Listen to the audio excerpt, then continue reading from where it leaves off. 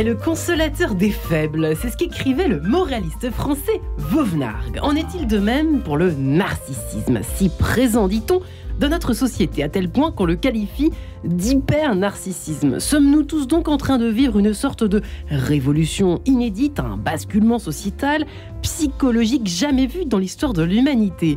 À l'heure de la dictature de l'ego, bref question ce matin, sommes-nous tous en train de devenir carrément hyper-narcissiques? Marie-Ange en quête de sens, en ce lundi matin, ça commence tout de suite. Et j'ai la joie d'en parler avec mes trois invités qui sont, pour commencer, Sylvie Tenenbaum. Bonjour madame. Bonjour. Alors vous êtes psychothérapeute depuis 40 ans maintenant, vous en connaissez un sacré rayon dans tous ces domaines-là, y compris peut-être l'origine de cette ère de l'ego, de cette dictature de l'ego, l'ère de l'hyper-narcissisme dont on parle tellement en ce moment, peut-être à tort et à travers parfois. Vous qui avez publié de nombreux ouvrages comme Le vaincre la dépendance affective, vous avez beaucoup travaillé sur la victime, tantôt bourreau, se libérer de l'emprise émotionnelle. Votre dernier ouvrage, qu'on peut quand même mentionner en ce début d'émission, on y consacrera probablement un magazine en quête de sens bientôt. Toutes ne sont pas des anges chez le Duc, qui parle de la toxicité, si je puis dire, de certaines femmes. Pas de certaines femmes, des comportements. Des comportements de certaines femmes. Soyons prudents. C'est pas du tout la même chose. Absolument. Nous sommes également en compagnie ce matin de Mathieu Julien. Bonjour Mathieu. Bonjour Marie-Ange. Ravi de vous recevoir. Vous qui êtes psychologue clinicien, psychothérapeute, projectiviste, ça veut dire que vous prévoyez l'avenir ou ça veut dire quoi projectiviste? Non, ça veut dire que j'utilise les outils de psychologie projective Rorschach, TAT, pour le bilan psychologique. D'accord. Ça peut servir effectivement. Maître de conférence à l'université Paris-Cité. Vous n'avez pas encore écrit de bouquin, mais vous avez écrit de nombreux mémoires, de nombreuses thèses. Alors, de nombreuses thèses peut-être pas, mais une seule, c'est déjà beaucoup. C'est déjà pas mal. Il faudra plusieurs vies, sinon. Oui, une thèse, c'est déjà bien. Hein. C'est déjà bien. Sur l'adolescence, non, sur quel sujet précisément? La question du passage adolescent, de l'insomnie. J'ai travaillé beaucoup sur la culpabilité. Et c'est justement aussi pour ça que vous êtes là ici, pour essayer de comprendre aussi à quel âge ça commence, cette affaire de narcissisme. Et puis nous sommes enfin en ligne avec Dominique Barbier. Bonjour monsieur. Bonjour à tous. Vous qui avez carrément bossé, ravi d'être avec vous. Eh bien, nous aussi, vous qui êtes à Avignon, ancien psychiatre des hôpitaux, vous avez présidé l'Association nationale de recherche et d'études en psychiatrie. Vous avez notamment publié La fabrique de l'homme pervers, la dépression. Et puis, bien sûr, votre dernier ouvrage, au cœur de cette émission, Hyper-narcissisme ou psychose ordinaire. Vous y allez fort aux éditions Odile Jacob. J'ai envie de commencer tout simplement par vous, Dominique Barbier. Comme nous sommes sur Radio Notre-Dame dans Enquête de sens ce matin, nous parlions, enfin c'est vrai jadis peut-être, nous parlions davantage d'orgueil. Est-ce qu'il y a une distinction pour commencer à faire entre narcissisme et orgueil? Est-ce que c'est pas un peu la même chose? Je dirais non, non pas pour vous contredire, mais pour expliquer le lieu d'où je parle. L'orgueil, pour moi, a une consonance morale, tandis que le narcissisme a une consonance psychodynamique. Je suis psychanalyste, et je ne fais plus que des psychanalyses. Donc le narcissisme, c'est une façon de se centrer sur son moi. Attention, le moi, c'est l'image sociale et l'image externe que nous donnons de nous. Ça n'est pas du tout le je. Les lacaniens insistent beaucoup sur la différence entre l'imaginaire et le réel, qui est insaisissable, contre lequel on bute, qui peu à peu deviendrait le jeu, qui engage le sujet. Il y a une première distinction, Sylvie Tenenbaum, vous qui en avez reçu des patients et des patients, vous avez vu une évolution. Est-ce que c'est tout ce que les médias nous racontent et ce que les experts comme Dominique Barbier et vous-même, messieurs, dames, aujourd'hui invités sur ce plateau, est-ce que vous constatez une véritable évolution de ce côté-là, Sylvie Tenenbaum, psychose ordinaire? Est-ce que vous êtes un peu d'accord? Pas vraiment. Ce que je remarque, c'est que il y a plusieurs narcissismes. Il y a le mauvais narcissisme, on en parlera sûrement ensemble plus tard, mais il y a le bon narcissisme, c'est-à-dire la construction du socle narcissique par tout ce que l'enfant reçoit de positif, d'abord de ses parents et puis de son environnement. Sur ce socle, il va s'appuyer pour évoluer de la bonne façon. Mais je pense que dans votre émission, c'est pas du tout de ce narcissisme-là. C'était pas prévu. On est plutôt selfie, anorexie, etc. Ah ouais, selfie, anorexie, vous faites déjà un ensemble, non, selfie. Ouais. À la ligne en dessous. D'accord. L'anorexie, c'est le contrôle total de son image, de son aspect. Ouais, c'est pour ça que vous en parlez de façon symptomatique. Ouais. De l'image qu'on donne, effectivement, de tout ça. Donc, le narcissisme... Alors, il y a eu toute la grande période de mode des PN, les pervers narcissiques. Mais enfin, quand on est pervers, on est forcément narcissique. Donc, c'est un pléonasme. Donc... On peut être narcissique sans être pervers. On peut être narcissique sans être pervers. Ouais. Je me tourne vers vous, cher Mathieu. Comment voyez-vous les choses? Alors, vous êtes plutôt jeune. Je pense qu'on a plus ou moins le même âge. Vous êtes même encore sans doute plus jeune que moi. Mais ça fait rien. Vous avez quand même une sacrée expertise en matière psychologique et en psychoclinique. Je vous pose la même question, enfin, à vous. La même question de est-ce qu'il y a une évolution et pourquoi aujourd'hui? Est-ce que c'est une affaire de journaliste ou est-ce que c'est vraiment une affaire ou est-ce que c'est une véritable affaire bien réelle, bien concrète? Ce qui fait que c'est bien réel et bien concret aujourd'hui, à mon avis, c'est cette question de l'hypermodernité et de l'hyper-numérisation, y compris de l'hyper-numérisation des relations. Ça veut dire que de plus en plus, on crée, on investit et on profite des relations par le média, le passage d'un média, les réseaux sociaux, etc. C'est-à-dire que la relation part à partir d'une image, à partir d'un texte qu'on a préparé, à partir de ce qu'on donne à voir. Et, sans se poser la question si vraiment c'est nous-mêmes derrière, en fait. Et c'est une conséquence, après l'hyper-narcissisme, c'est une conséquence de cette histoire sociale contemporaine avec le Covid, avec les crises économiques et politiques et la guerre, qui nous y pousse à vivre aussi de plus en plus dans une vie retranchée qui part de soi-même, quoi. Mais vous dites ça avec un sourire presque angélique, mais ça va mal finir, cette affaire. Non? Vous avez même pas l'air si pessimiste que ça dans votre façon de le dire. Je reste toujours profondément optimiste. Quand même. Oui, il faut pas les lâcher.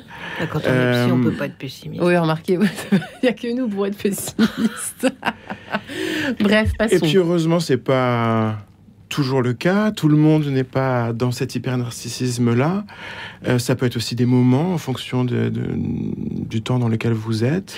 Dominique Barbier, vous parlez quand même de psychose ordinaire. C'est quand même un constat que vous faites. C'est vrai que les réseaux sociaux n'aident pas à cette... Et puis, on parle beaucoup dans cette émission Quête de sens des enfants rois aujourd'hui qui prennent beaucoup de place. Des enfants rois, mais pas du tout comme le décrivait Sylvie Tenenbaum. C'est plutôt les enfants rois un peu réifiés. C'est-à-dire, j'ai envie d'en faire une projection de moi qui soit merveilleuse, parfaite, et puis c'est tout. Tout ça, ça joue évidemment, Dominique Barbier, ou pas? Ou alors je suis complètement à côté de la plaque ce matin?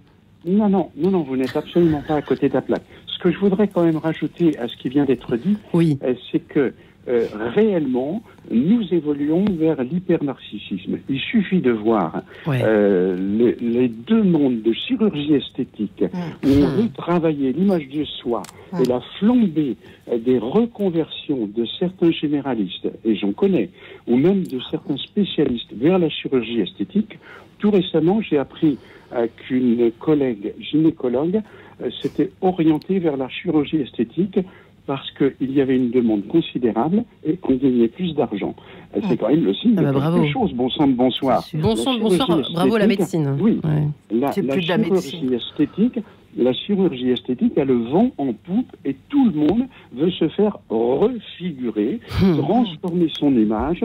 Et de ce point de vue-là, c'est très très important parce qu'on est dans le fallacieux de l'imaginaire et pas du tout dans le travail du réel. Et c'est pour ça que je bascule du côté de ce que j'appelle la psychose ordinaire. Freud, vers les années 1920, a décrit la névrose ordinaire. Et de ce point de vue-là, il expliquait qu'il y avait énormément de refoulement, qu'il y avait le poids de la tradition. Et peu à peu, on a évolué après les 30 Glorieuses vers la perversion ordinaire. Et Jean-Pierre Lebrun l'a très très bien décrit dans un de ses bouquins. À sa suite, j'ai essayé de développer ce qu'il avait dit, puisque à peu près on était contemporains dans notre travail. D'ailleurs, on s'est contacté. Et maintenant, on est vraiment dans la psychose ordinaire parce que il y a l'absence de doute à l'heure actuelle, qui est très très grave. Les gens racontent n'importe quoi, nous sommes dans les fake news, il y a la promotion du mensonge, et on passe pour un idiot si on ne ment pas. Il y a l'indifférence qui se généralise avec la déculturation, il y a l'absence de dette, parce que malgré tout, nous ne venons pas de nulle part. Et nous avons, vis-à-vis du grand autre, comme disent les Lacaniens, c'est-à-dire ceux qui nous ont précédés, notre mère, les instituteurs qui nous ont formés, les classiques comme Montesquieu, Voltaire, qui ont fabriqué une culture gréco-latine qui inscrivait l'individu dans une tradition, et l'Oedipe est malade à l'heure actuelle, il faut le dire. Il n'y a plus de véritable reconnaissance de la différence des sexes, ni non plus de véritable reconnaissance de la différence des générations. Donc l'Oedipe est malade. Alors oui, c'est intéressant, j'ai envie de poser... Attendez, parce qu'on va... Vous inquiétez pas, on a 52 minutes. On en arrive à l'évacuation du tragique. C'est ça que j'appelle la psychose ordinaire. Et on pourra y revenir. Oui, parce que alors là, moi, je commence à être un peu perdu, si vous le permettez. Si Tenenbaum, c'est intéressant. Du coup, j'en ai oublié ce que je voulais vous demander, parce que j'ai été perturbée par l'évacuation, le dernier terme évoqué par Dominique Barbier. Mais quand même, sur ce qui a été dit, sur cette, on peut dire peut-être une névrose ordinaire, comme l'aurait dit l'autre, est-ce que finalement, c'est vrai que le fallacieux, est-ce que le cerveau est assez bête pour se faire comme ça pour se faire avoir par tout ce qu'il donne à voir finalement, donc à travers les réseaux sociaux, etc., l'image, absolument, c'est fou, ces chirurgies esthétiques qui cartonnent. On peut imaginer que à un moment donné, on va se réveiller. Mais on a l'impression qu'on ne se réveille pas. J'ai l'impression que c'est ça qui se passe. Je ne crois pas que quiconque soit dupe de tout ce toc. D'accord. Ça, c'est tout le monde sait qu'on ment. Tout le monde le sait, ça ? Tout le monde sait qu'on ment. Moi, je me demande si Attendez, excusez-moi, monsieur, chacun son tour. Parce que vraiment, on se fait... C'est pas que le visage qu'on se fait transformer. En ce moment, c'est né en trompette, pommette, grosse fesse, taille fine. Et vous êtes bien au courant, Sylvie ? Ah ben oui, j'ai des petites filles qui me tiennent au courant de tout ce qu'on fait en chirurgie esthétique. Sans parler de ce qu'on a entre les jambes, qu'on fait refaire pour avoir l'air d'avoir encore 12 ans, quand on est une petite fille, et on va dire 40 quand on est un homme en pleine santé. On raconte n'importe quoi sur tous les sites où on se présente pour se rencontrer, ou même pas pour se rencontrer, pour se faire des faux amis. On raconte n'importe quoi sur soi. Hein, je suis une grande rousse aux yeux verts, vous voyez pas, hein? Et on sait pourtant que je fais 35 kilos. Ouais. Pas assez. Dites donc. Oui, mais bon, enfin, ce mensonge-là, ce faux self qu'on envoie à tout le monde, on le sait et tout le monde le sait, et c'est un jeu. C'est un jeu. Qui est-ce qui va repérer que j'ai menti et sur quoi? Ça devient presque un défi.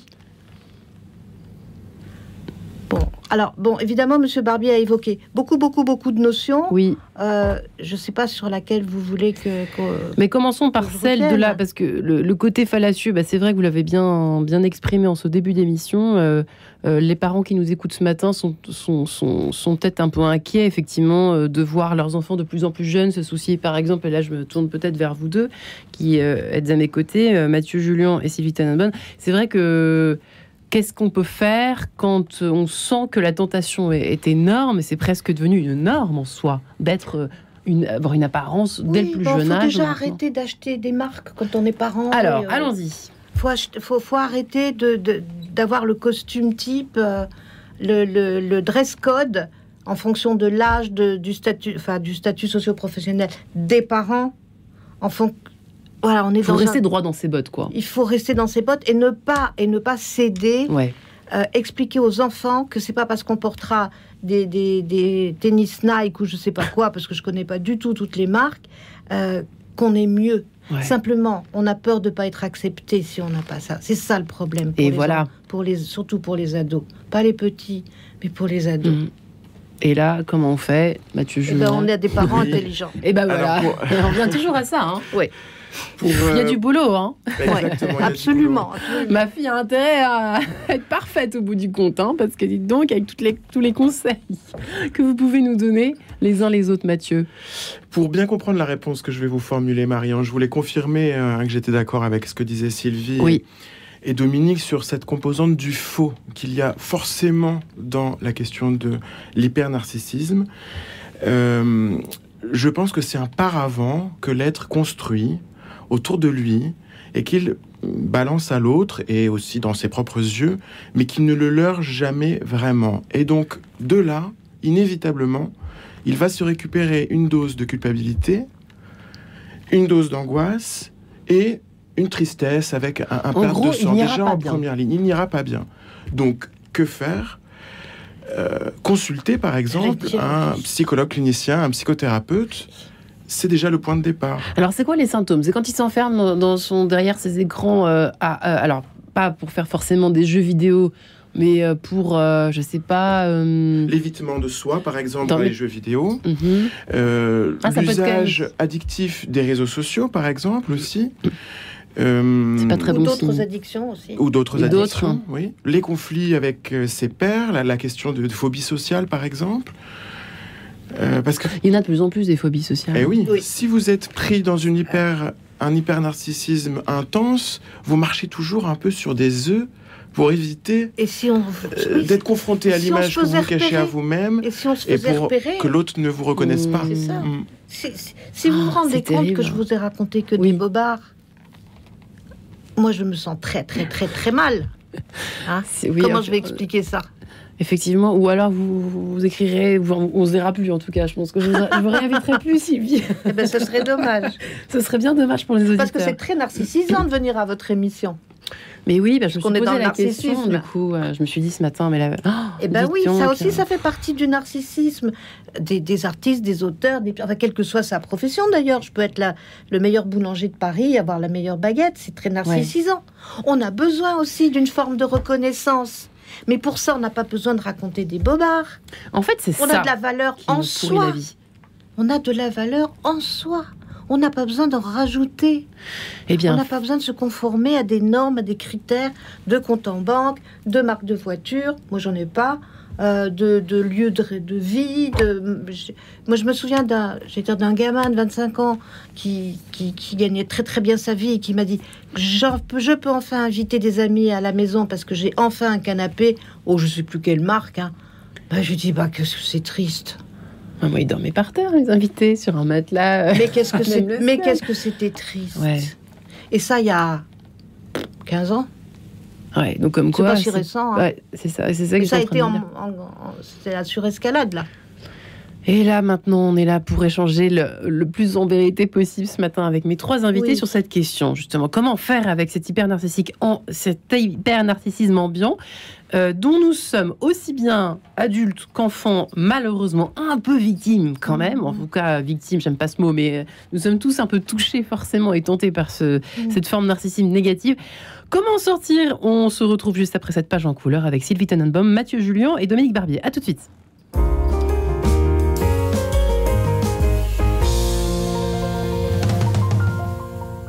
La magie de Noël s'invite aux apprentis d'Auteuil du 3 au 11 décembre. Venus de toute la France, exposants, artisans et créateurs investissent le 40 rue Jean de La Fontaine à Paris pour animer un marché de Noël unique et familial au cœur du 16e. Exposition de 38 crèches réalisées par les jeunes d'apprentis d'Auteuil. Contes de Noël, concerts, spectacles et cinéma, plein d'idées cadeaux, stands gourmands, les féeries d'Auteuil vous attendent. Programme sur apprenti-auteuil.org. J'aime beaucoup Ombre et Lumière. Cette revue a des vertus consolantes. Voilà ce que dit la maman de Philippine, jeune femme atteinte d'un polyhandicap. Lire Ombre et Lumière, c'est partager nos fragilités, soutenir les familles, transmettre l'espérance. Découvrez la revue en vous abonnant pour 29 € seulement. Plus d'infos sur www.och.fr ou au 01 53 69 44 30. Radio Don, les auditeurs ont la parole. C'est très important que cette radio continue à émettre pour diffuser la parole de Dieu et surtout la vie de l'Église. Et puis, la nature a horreur du vide. Alors, je pense que le bon Dieu aussi, donc il faut occuper le terrain. Et c'est pour ça qu'il faut donner pour contribuer à que chaque pierre construise notre Église tout au long de la vie et de notre histoire. Pour soutenir Radio Notre-Dame, envoyez vos dons au 6 boulevard Edgar Quinet, Paris 14e ou rendez-vous sur www.radionotre-dame.com. Merci. En quête de sens, Marie-Ange de Montesquieu.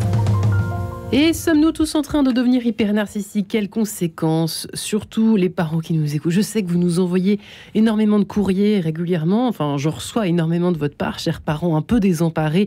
On vit à une époque, une espèce de révolution, en tout cas de mutation. Il se passe beaucoup de changements. On est tous un peu perdus, nous les vieux dinosaures. Et puis, tous les jeuneaux qui déboulent, les générations Z et compagnie, on est complètement déjà perdus avec eux. Alors, leurs enfants, n'en parlons même pas. Sylvie Tenenbaum est avec nous, psychothérapeute depuis très très longtemps, qui a écrit plusieurs ouvrages sur la dépendance affective. Je me mets dans les dinosaures, vous inquiétez pas. Tant de victimes, tant de bourreaux se libérer de l'emprise émotionnelle.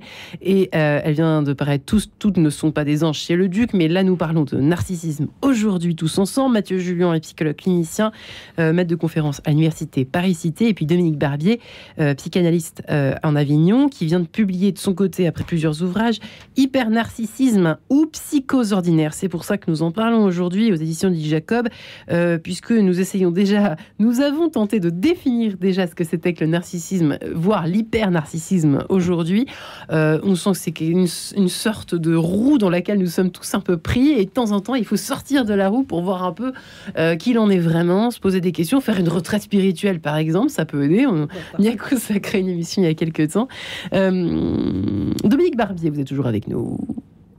Oui, toujours. Avec plaisir. Avec plaisir. Écoutez, merci beaucoup. C'est vrai que nous sommes ce matin ensemble pour un peu rassurer aussi les parents qui nous écoutent, et puis même les personnes qui se disent toujours qu'autour d'eux, il n'y a que des hyper narcissiques, notamment au travail, notamment dans les transports, etc. etc. C'est toujours l'autre qui est un peu plus narcissique que nous. Et ça, c'est pas forcément une... Enfin, quand on dit ça, il faut commencer par se regarder balayer devant sa porte ou pas, Dominique Barbier? On est tous... Est-ce qu'on peut répondre à la question là? Est-ce qu'on est tous en fait hyper narcissiques ou pas aujourd'hui en 2022? Oui. Oui. Avec un curseur, bien sûr, parce qu'il y a du plus et du moins. Je vais vous faire une confidence. Oui. Je me demande si je ne deviens pas de plus en plus bête grâce aux écrans. Vous savez que les algorithmes créent des tunnels de pensée. Et il y a de moins en moins de personnes qui réfléchissent par elles-mêmes. Et nous en arrivons à la notion d'inversion du réel. La vérité n'est plus devenue la valeur suprême. Le mensonge est banalisé. Il existe une véritable flatterie existentielle. C'est un petit peu la technique des avocats qui renversent une situation en faveur de ce qu'ils veulent démontrer. Et c'est une déformation très grave du réel. Et le problème, c'est que ils ne savent pas véritablement que ce qu'ils disent est faux, ou s'ils croient à ce qu'ils disent. Donc on est déjà dans la psychose ordinaire. N'oublions pas que Narcisse est replié sur lui-même. Il n'entend rien. Pas même écho. Qui renvoie ses paroles. Et à l'heure actuelle, du fait des écrans, le corps, le contact immédiat ne sont plus là. Donc on n'est plus dans le réel, on est dans le tape à l'œil, l'imaginaire, l'image. Et de ce point de vue-là, la notion du tragique est complètement évacuée. Fondamentalement, la vie humaine est tragique. Vous avez des coachs du bonheur et du bien-être qui sont là pour nous faire oublier la destinée humaine. Ça, c'est grave. Ils nous incitent même à croire dans leur bonheur et nous instillent l'idée que la vie est légère et qu'elle pourrait bien être éternelle, puisque nous nions la mort dans... Non, mais pas dans le même sens. Exprès, je le dis. Puisque nous nions la mort dans l'immédiateté du bonheur. C'est pas du tout la même chose. Donc je suis pas... moi, je suis pas contre le fait qu'on achète des Nike. Ça me pose aucun problème. Et qu'on ait Mais ça n'a rien à voir avec l'hypernarcissisme. C'est pas du tout de ça que je parle dans hypernarcissisme et psychose ordinaire. Nous glissons vers la déshumanisation de ce qui était auparavant la civilisation qui mettait l'homme au centre de tout. C'est pas rien l'héritage gréco-romain. Et à l'heure actuelle, vous avez une absence de doute. Je vais vous donner une toute petite anecdote. J'ai téléphoné à 4 reprises parce que je ne comprenais pas à une banque pour ouvrir un nouveau compte. Ouais. À chaque fois, avec assertion, on m'a dit des choses complètement différentes. Et quand je me suis présenté avec les papiers, le réceptionniste me dit « Mais monsieur, il manque ceci, ceci et cela ». Donc vous avez une absence de doute. Alors que dans le passé, du fait de la culture, il y avait, et du fait de l'Oedipe qui fonctionnait bien, et de la non-évacuation du tragique, il y avait cette capacité à douter. Ne plus penser par soi-même, je commence par là, parce que vous évoquez toujours beaucoup de choses, cher Dominique Barbier. Mathieu Julien. C'est le but de l'émission. On a 52 minutes, vous inquiétez pas, c'est vrai que c'est toujours sympa de se dire qu'il reste encore du temps. Ne plus penser par soi-même, c'est vrai que ça, on l'entend de plus en plus. La directrice de l'ENA, à l'époque où ça existait encore, s'en plaignait déjà en disant, une ancienne, en disant que c'était terrible parce que les étudiants, quand même à l'ENA, on pouvait s'attendre à autre chose que cela, ne réfléchissaient, n'est incapable de penser par eux-mêmes. Donc c'est dire de tout l'ensemble de la société, Mathieu Julien. Ça, vous voyez griffonner des trucs sur votre cahier. Oui, je prenais des notes parce que c'est très intéressant ce que dit Dominique sur ces questions de l'absence de doute, à partir du moment où je le dis c'est vrai, et puis c'est pris comme ça, et le savoir est entre les mains de ceux qui n'y connaissent rien, etc. La conséquence de ça, c'est l'angoisse pour moi. Et c'est pour ça, par exemple, que depuis quelques années, j'essaye d'alerter sur la dépression induite liée à l'usage des réseaux sociaux, même et surtout, c'est la plus dangereuse lorsqu'on l'utilise de manière mesurée et comme ça au passage. Une dépression induite pour au moins 2 raisons.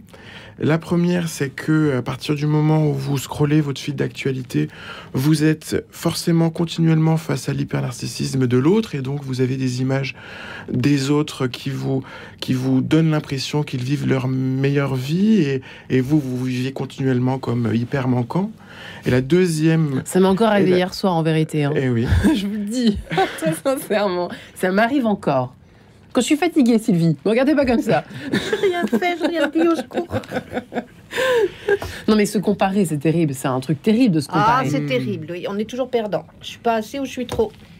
Un jour, je deviendrai sage. Je vous promets que je vais essayer. C'est bien. Mathieu, poursuivez. Et la deuxième raison, c'est la violence qui découle de tout ce qu'a détaillé Dominique très justement. Une violence, notamment, si je reprends cet exemple du fil d'actualité, c'est-à-dire quand vous faites défiler votre fil d'actualité, vous avez la violence manifeste avec bashing, des partages de mots ou d'images très sensibles, avant qu'elles soient, vérifier, censurer. Oui. Et puis vous avez aussi celle qui est la violence qui est plus latente, où vous avez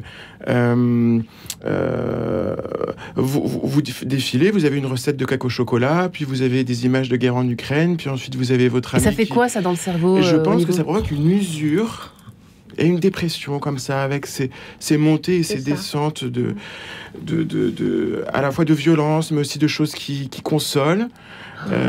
Et en fait, j'ai l'impression dans tout ce que vous dites que c'est très en surface, en fait. Ça tourne en surface, Sylvie, tout ça, tous ces trucs d'émotion. C'est shoot. Ça tourne en surface, mais en même temps, ça atteint des choses profondes quand même. Très profondes, parce que si je suis, comme vous disiez tout de suite, si je me compare tout le temps, je suis forcément malheureuse, parce que même si je pense que je suis trop, c'est-à-dire que je suis au-dessus d'eux dans certains domaines.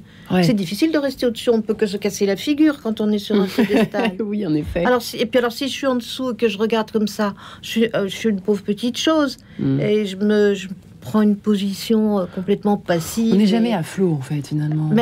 Mais de toute façon, la vie, c'est le mouvement. c'est comme un funambuliste. Il se casse la figure s'il arrête de bouger. C'est vrai, vous parliez d'angoisse, mais bien sûr, mais il y a toujours la peur de pas être à la hauteur. On nous donne des kits à penser hyper simplifiés, des réducteurs de tête. Et déjà, il y a des gens qui n'arrivent pas à le comprendre. On se sent crétin parce que vous tombez, vous téléphonez, vous tombez sur des machines qui vous disent donnez votre numéro machin et faites ci et faites ça. Quand on a mon âge, on commence à plus bien comprendre. Ce genre de truc, je ne suis pas très technique. Hein. Donc tout devient compliqué. Il n'y a plus de communication, ou avec des mots, vous avez employé le mot scroller il y a 3 mois que je sais ce que ça veut dire. Bon, enfin, heureusement, je me tiens au courant. Mais vous scrollez aussi. Oui, enfin, moi, je sais pas, il y a des mots français qui disent bien les trucs. Faire défiler son flux d'informations. C'est beau, défiler un flux d'informations. Mais tout ça, c'est beaucoup de malheur, tout ça. Parce qu'évidemment, si je vois une pauvre vieille dame qui avait déjà subi, une très vieille dame en Ukraine, une juive qui avait déjà été dans un ghetto, après dans un camp, qui a été sauvée et qui maintenant en Ukraine se retrouve au fond d'une cave dans le noir, et puis qu'à côté de ça, je vois une super recette de tarte au chocolat sans sucre, bien sûr, parce qu'il faut et sans gluten, enfin. Et sans gluten, et sans tout ce qui peut rendre les choses qui sont bonnes. Moi, je sais plus comment je m'appelle. Donc mon narcissisme, il a du mal, je rame pour en avoir un petit. Un bon, du coup, narcissisme. C'est ça le problème. Le mauvais prend toute la place. Oui, parce que c'est ce que je disais, c'est le boulevard du TOC, tout ça.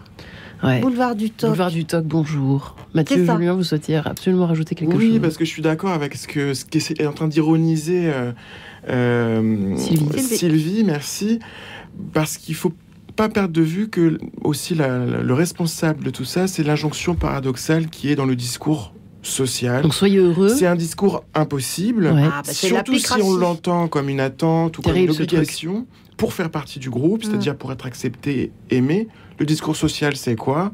Manger bio, surtout pas de viande, sois écolo, va au sport, va au yoga, trouve un travail qui a du sens, défends tes idées, sors avec des amis dans des endroits fun, tout en quête de sens, etc. En quête de sens. Tout ça, j'ai rien contre, y compris ne pas manger de sucre et de gluten, etc. Pourquoi pas? Le problème, c'est que c'est pas un must. Cocher toutes les cases, c'est impossible. Oui. Et donc, forcément, et puis ça rend pas très heureux, forcément. On est imparfait. Oui. Ouais. Ça donne des faux soucis. Et donc, dans un contexte où il y a des crises, où il y a un contexte anxiogène, où en plus les groupes s'agrandissent, c'est-à-dire nombre de followers, mondialisation, inclusion, plus, on va chercher toujours plus à se mettre en avant, idéaliser l'image qu'on a de soi, faire croire qu'on coche un maximum de cases, grosso modo. C'est plus fort que pour nous, se rassurer sur son inclusion dans le groupe. Puis dès qu'on écrit un truc, il faut liker, il faut qu'il y ait le nombre de pouces. Enfin, on cherche de la reconnaissance partout. Mais qu'est-ce qu'on fait alors? On sort de tout ça? Pauvre Marion. Je suis bien embêtée. Vous abattre. On part où? On s'en va? Où voulez-vous aller? En Laponie. En Laponie. Eh ben, allez en Laponie. Eh ben, moi aussi. Ah ben, écoutez. Allons-y ensemble. Avec un bouquin, le livre de la plage déserte. Et un Scrabble. S'il vous plaît. Attention, je suis pas mauvaise. Hein. Vous non plus. Je sens que vous êtes meilleur que moi. Mais pas du tout. Je me compare. On entend un peu entre les lignes des idées de sport de sortie. Tout à l'heure, vous avez parlé de retraite spirituelle. Il y a plein de gens qui font ça. Moi, j'ai découvert des dispositifs voilà, où des lieux accueillent pour des retraites de manière très facile. Ça fait beaucoup de bien aux gens parce qu'ils peuvent se retrouver, avoir à nouveau accès. On n'est même pas obligé d'être catho pour aller dans un monastère. On entend sa propre voix. Mais oui, c'est vrai. Et sa respiration, Sylvie. C'est étonnant. Hein. Dans une église, ça fait un drôle d'effet, je vous assure. C'est magnifique. Je fais la promo, on est sur Radio Notre-Dame, je me permets. Mais vous avez raison. Vous avez regardez pas avec des gros yeux. Mais Dominique Barbier, juste avant que nous écoutions ensemble Fanny Dumay pour les idées vagabondes qu'elle nous proposera. Je revenais, comme j'arrive même pas à relire mon écriture de cochon, je retrouvais le refoulement, l'imaginaire que vous avez évoqué, mais surtout l'histoire du tragique, parce que c'est vrai que c'est quelque chose qui me semble intéressant d'évoquer ce matin ensemble. Vous avez l'air de dire qu'effectivement, plus nous sommes narcissiques au sens d'aujourd'hui, si je puis dire, nous sommes égotistes, en gros, plus nous évacuons à la fois le côté, les joies, mais aussi les tragédies du quotidien. On a l'impression qu'on veut vivre je sais pas où d'ailleurs, dans une espèce d'inframonde, hors réalité. Et comment si on continue à être comme ça, juste avant que nous donnions quelques pistes, ça va finir comment? C'est-à-dire ça va se terminer en pugilat général? Parce que je pense que les auditeurs se posent quand même la question, comment ça va se terminer si jamais on continue là-dedans? Ça va finir très mal, on le voit bien, et l'hypernarcissisme qui épuise la planète et qui nous envoie droit dans le mur, dans la surconsommation. Parce que ce qu'il faut bien comprendre, en dehors des explications savantes, le narcissisme, c'est une force centripète qui est dirigée vis-à-vis de soi et qui s'oppose à une autre force qui est l'altérité. C'est une force centrifuge. Et à l'heure actuelle, il y a une prévalence de l'objet. L'objet vient remplir un vide de façon à dénier la transcendance et la question des valeurs. Et parallèlement à ça, obligatoirement, vous avez un appauvrissement du langage, vous avez une société du spectacle, et vous avez un air ambiant qui joue le rôle de la fonction tierce. Qu'est-ce que c'est que la fonction tierce? C'est quelqu'un qui va intervenir dans la fusion entre la mère et son nouveau-né, et qui va dire « Attention, ta mère n'est pas que à toi ».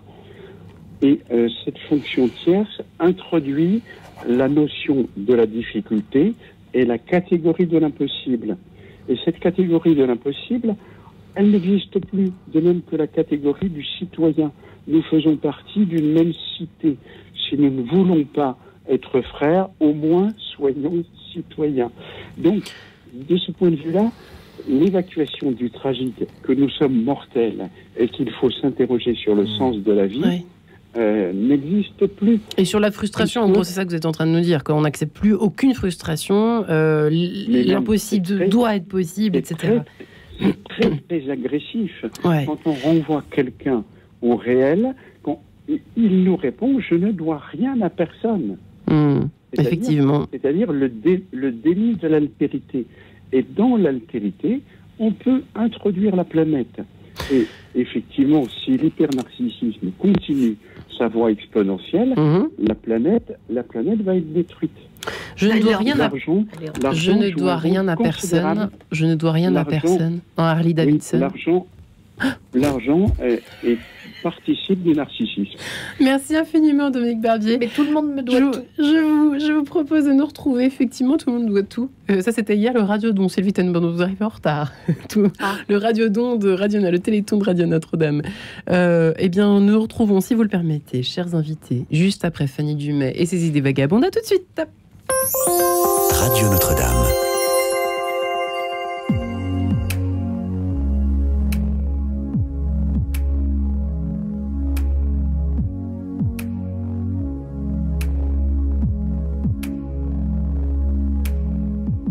Journée trop courte pour tout accomplir.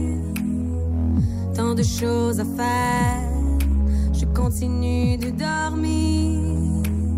Je pourrais être propriétaire de romans ou d'un appartement.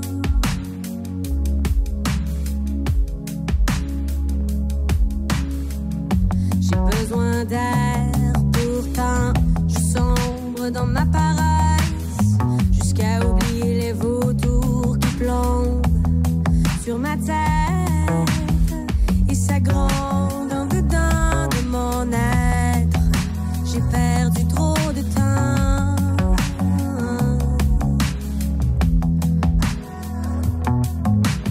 Elles s'envolent, les idées vagabondes, si on les attrape pas. Elles décollent, les idées vagabondes. Elles voudraient devenir ta réalité.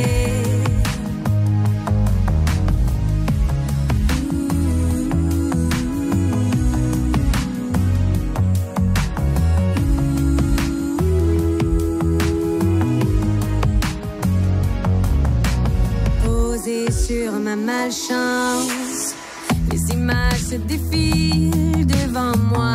Je brûle d'impatience, j'ai perdu le fil et mon projets plus solides que mes rêves, pendant que les pages blanches m'aspirent. Elles s'envolent les idées vagabondes, si on les attrape pas. Elles décollent les idées vagabondes, elles voudraient devenir ta réalité.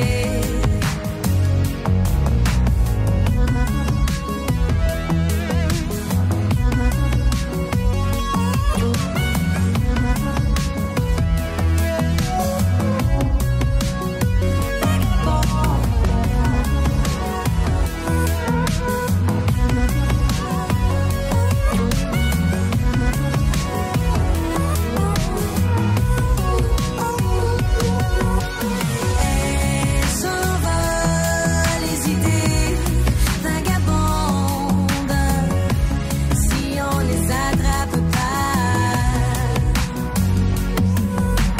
Elles décollent les idées vagabondes, elles voudraient devenir ta réalité.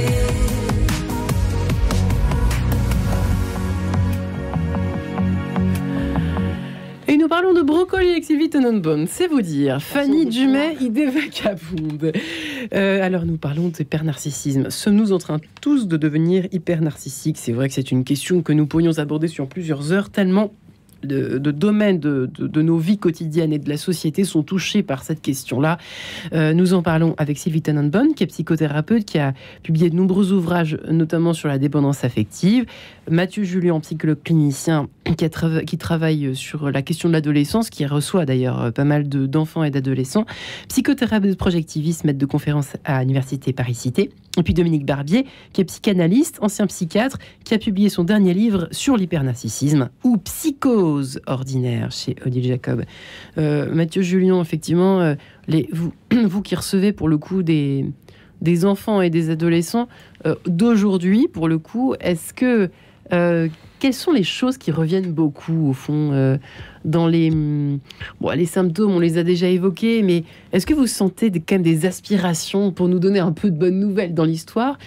Ils sont les pauvres, on les sent prisonniers, empêtrés, les pieds dans des espèces de vases, de la bouillasse, quoi, qui leur colle à la virtualité. Est-ce qu'il y a quand même une bonne nouvelle à nous annoncer? Oui. Est-ce qu'ils ont... Il paraît qu'ils ont une spiritualité, une quête spirituelle très forte de plus en plus tôt. Moi, c'est très important pour moi, ce moment où on peut être un peu optimiste. C'est vrai que si on pense les choses sur un plan groupal, sur un plan sociétal, sur un plan mondial, je comprends. C'est intéressant. Et puis qu'on ait tout un discours pessimiste, c'est important de l'avoir en tête. Au plan individuel, j'y passe mes journées, comme les deux collègues qui sont là. Je ne peux pas me résoudre à l'idée qu'on ne fasse que d'être alarmiste et de dire ce qui ne va pas. Qu'est-ce qui va bien? Mais par exemple, ce qui va bien, c'est quand même aussi le travail avec les parents. Voilà, moi par exemple, je ne sais pas si c'était le cas il y a quelques années, mais je découvre dans ma vie clinique que les parents sont généralement très impliqués dans la prise en charge de leurs enfants. Et c'est très important parce que généralement, il n'y a que par ce biais-là, en passant par les parents, que l'on peut travailler sur les manifestations de...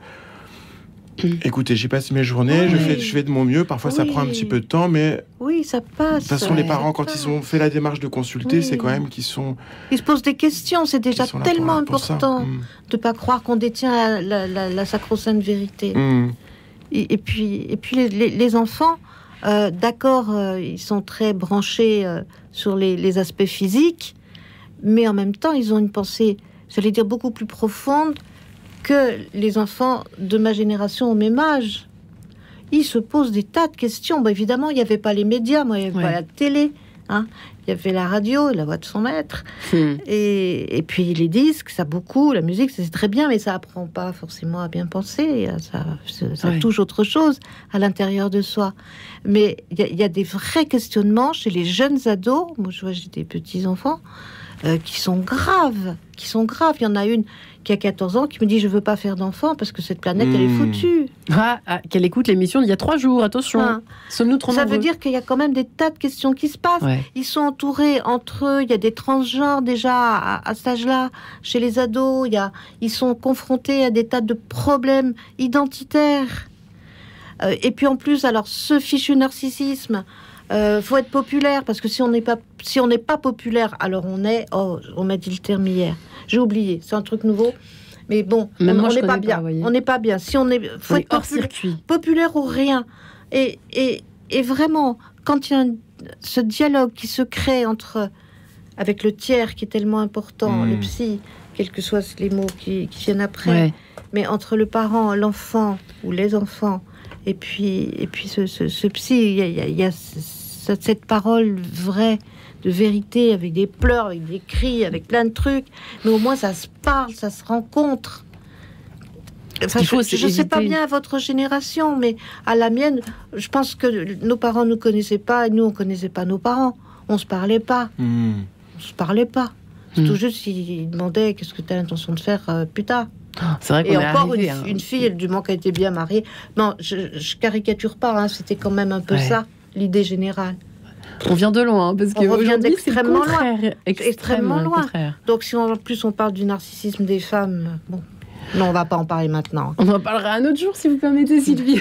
Dans le temps, mais je pense qu'il faut regarder aussi les aspects positifs de la réalité, malgré tout ce qu'il y a autour. Comme l'émission de métier. Fil, effectivement, Dominique Barbier, peut-être même question, c'est-à-dire aux parents désemparés qui nous écoutent, qui sont eux-mêmes en plus, sans vraiment savoir parfois, et j'en fais sans doute partie, très humblement, modestement, narcissique, alors peut-être pas hyper narcissique, j'en sais rien, mais comment est-ce qu'on fait avec ces enfants dans ces cas-là, dans cette même société, dans ce même groupe évoqué tout à l'heure par Mathieu Julien, Dominique Barbier. Comment fait-on ? Est-ce qu'il faut se poser... Qu'est-ce qu'il faut poser ? Que faut-il se poser comme bonne question ? Et comment aiguiller un petit peu ces enfants pour ne pas qu'ils se fassent prendre dans cette espèce des énormes vagues qui ressemblent parfois à un tsunami Qu'est-ce qu'on fait ? Vous avez raison de le dire, parce que il y a les effets gouttes d'eau. C'est vrai que quand on est lanceur d'alerte, on joue un peu à la Cassandre, mais c'est une tendance très lourde à l'heure actuelle. Nous évoluons vers quelque chose de pire que le Moyen-Âge. Et nous sommes face à une mutation sociologique, avec une amnésie, une mémoire de poisson rouge. Plus rien ne fait l'événement. Et il ne faut pas oublier qu'il y a eu des civilisations qui ont été dans la grandeur et la décadence. Et c'est pas une mauvaise chose d'ouvrir les yeux et d'être dans la lucidité. Donc, c'est là où les parents peuvent ouvrir les yeux de leurs enfants et leur dire que les écrans font écran à la vie réelle. Donc, ça revient déjà à une première dénonciation.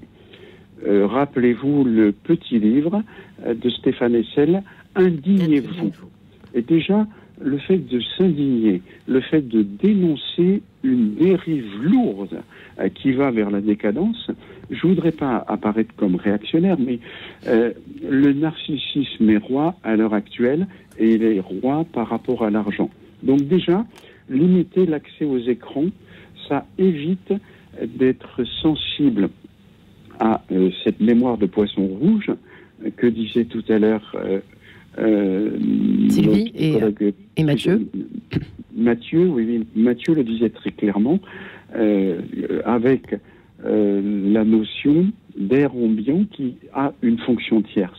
La fonction tierce, c'est pas le troisième parent qu'est la télé ou que sont les écrans, c'est les parents. Et de ce point de vue-là, ils doivent initier au réel en disant la vie n'est pas facile, on peut garder espoir.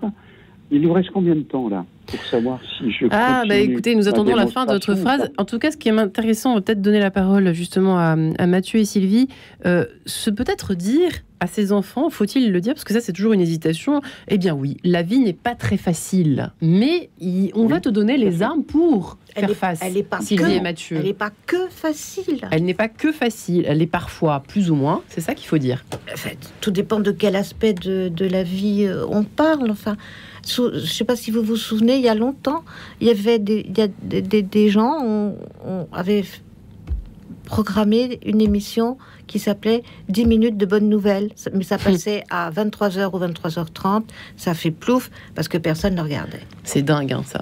Cette obsession du glauque et du... C'est dommage.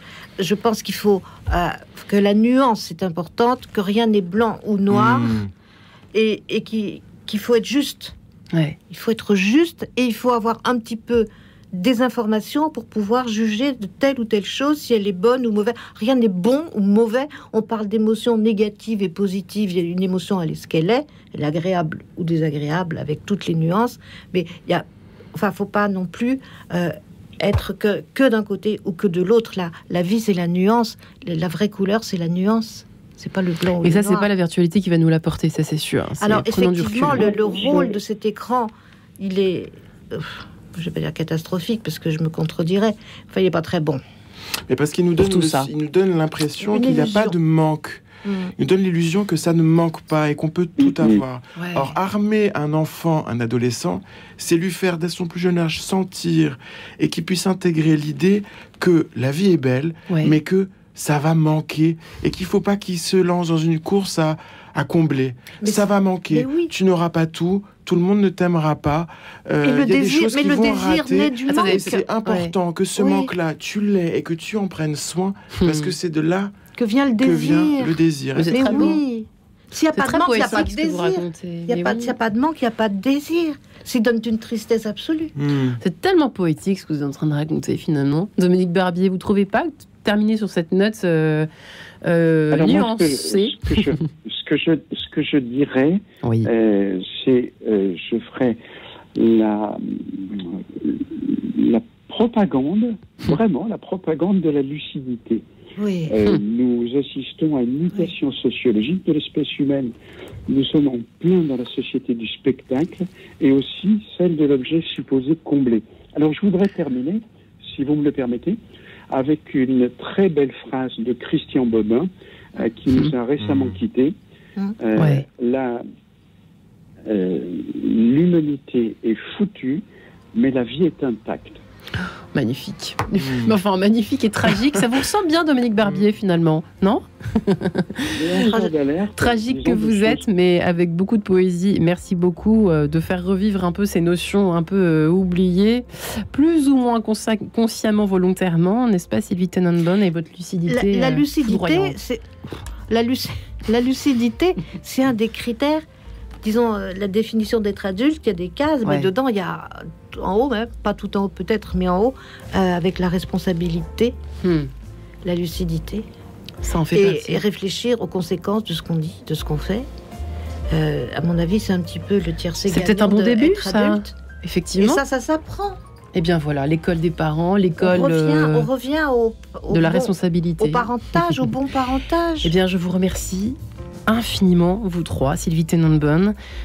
Toutes ne sont pas des anges chez le Duc, on en reparlera certainement. Mathieu Julien, psychologue clinicien, conférence à l'université Paris-Cité, vous exercez. Merci Dominique Barbier, merci infiniment. Retrouvez le podcast de cette émission sur le www.radionotre-dame.com. Et merci à Guillaume Nogueret pour avoir excellemment réalisé cette émission, ainsi qu'à Emmanuel Scordel pour l'avoir préparée.